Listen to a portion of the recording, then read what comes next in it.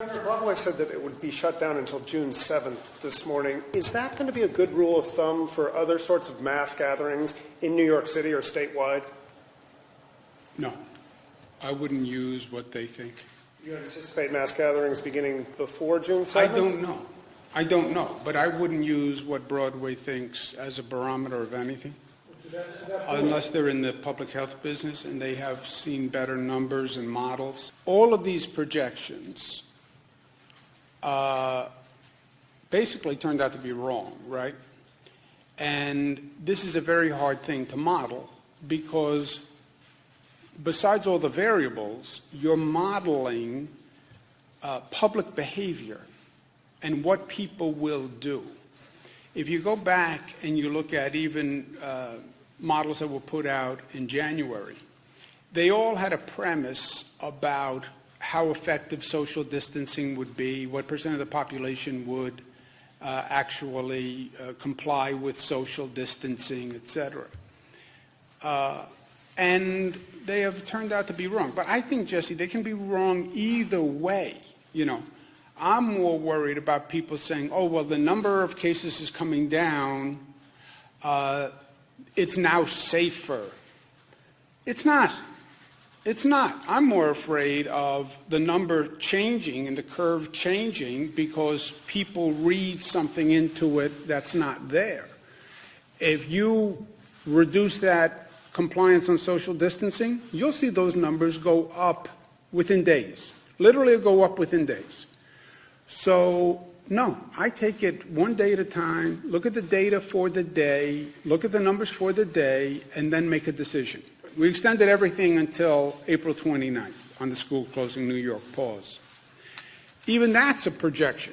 I wouldn't go past that. There are other places where we haven't seen these cases. Do you foresee opening schools, opening non-essential? You haven't seen these cases yet, Jimmy, and be careful of tense. We are in the midst of this. Don't start doing a retrospective like it's over, because that's the attitude we have to avoid. You will see more cases in upstate New York. I'll bet you whatever you want to bet right now.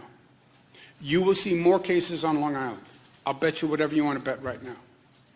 So we're not through it. It's not over. What would be the tipping point, so to speak? Look at the infection rates, Jesse. That number has to come down on the other side of the mountain. The number of new cases going into a hospital, the infection rate has to come down to a point where you believe the isolation of the vulnerable, the other measures we're taking, is enough to start to reopen. And then how do you reopen? It's not just going to be about Broadway theaters. Before you go to Broadway theaters, people are going to say, when can I go back to work? When can I go back to school? When are the other essential services going to open? It wouldn't need to be zero, is what you're saying. It could just be low enough. Yes, that, right. Yes. I don't think it has to be zero. I don't think it, look, it may never be zero. It may never be zero. You think there's ever going to be a morning that I wake up again in my life not worried about this in the back of my mind? You don't think we're all going to worry about now, is there a second wave? You don't think we're all going to worry about now when somebody sneezes in Asia, how long until that cold comes here? You've seen 4 or 5 days of flattening. Oh, it's flat. No. You have 4 or 5 days of flattening. You could have tomorrow morning we wake up and the number is back up. So I'm not willing to say, because it's not true, that any of this is over or anything has been accomplished, because this is just a small snapshot in time where we are. At this rate, we are below projected numbers. Nobody is saying we peaked. We have flattened the curve. For this period of time, if you continue doing what you're doing, might one think the flattening would continue? One might think that. But nobody knows. Are you worried about undercounting in terms of people that may have died at home and not been diagnosed with COVID-19? I think that's a very real possibility. The question is, if people died at home Might you not have those numbers because they would only come from basically a funeral home?